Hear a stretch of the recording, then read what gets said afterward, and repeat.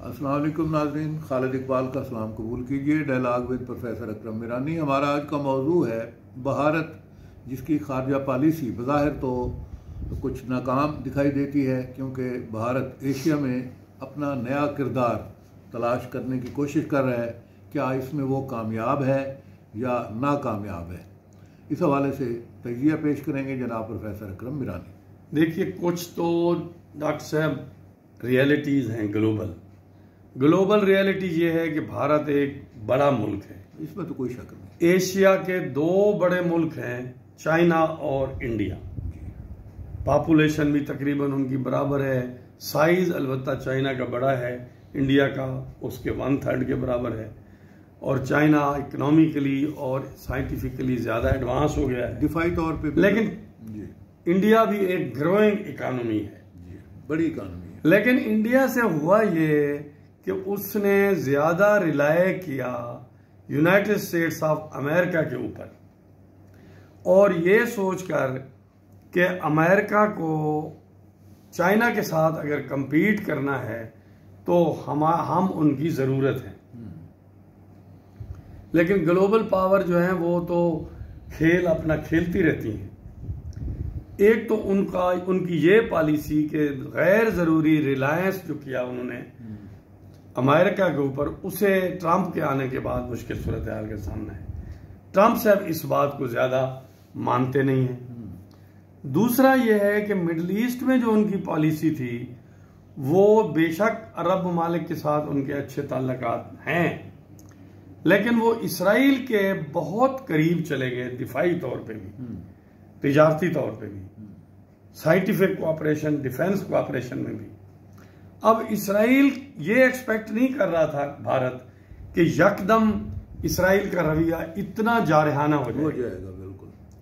और ना वो एक्सपेक्ट कर रहे थे कि अमेरिका के प्रेसिडेंट ट्रंप का रवैया इतना एंटी इंडिया हो जाएगा। हालांकि उन्हें तो उम्मीद थी कि ट्रंप के आने से मामला बेहतर होंगे। अब ये ऐसी चीजें दो हुई जिसकी वजह से इंडियन फॉरेन पॉलिसी जो है वो बहुत ही मुश्किल का शिकार हो गई है। अब वो इंडिया एससीओ में भी है, शंघाई कोऑपरेशन ऑर्गेनाइजेशन में, ब्रिक्स में भी है, लेकिन वो वहां इन फोरम्स के ऊपर पहले बहुत ज्यादा एक्टिव नहीं था। अब देखा हमने ये है कि अब जो एससीओ की मीटिंग हुई है उसमें इंडिया बहुत फाल नजर आया है।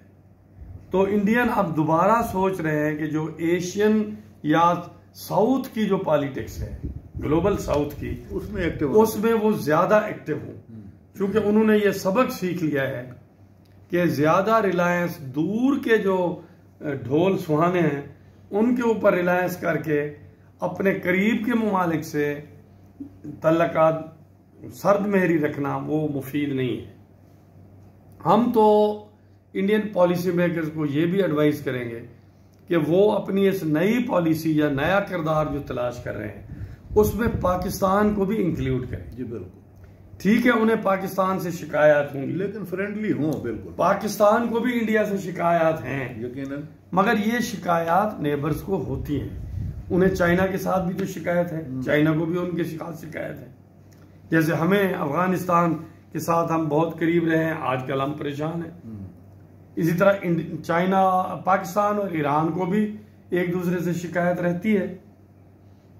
बेहतर ये होगा कि इंडिया जब अपनी फॉरेन पॉलिसी को दोबारा रिविजिट करने लगे तो उससे पाकिस्तान को एक्सक्लूड ना करे।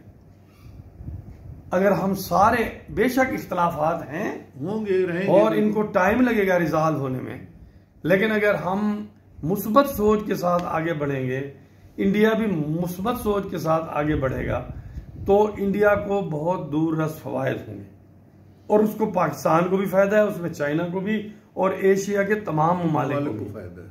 अगर गैर जरूरी तौर पे आप अमेरिका के ऊपर या यूरोप के ऊपर रिलायंस करेंगे तो वो जब अपनी पॉलिसी को अपनी ज़रूरतों के तहत बदलेंगे, उनकी ज़रूरतें एशियाई ममालिक की ज़रूरतों के ऐन मुताबिक नहीं है।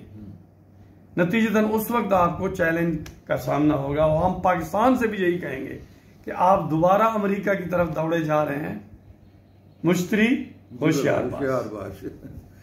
जी जनाब, इसी के साथ ही आज का मकालमा ख़त्म होता है। इजाज़त दीजिए, अल्लाह हाफ़िज़।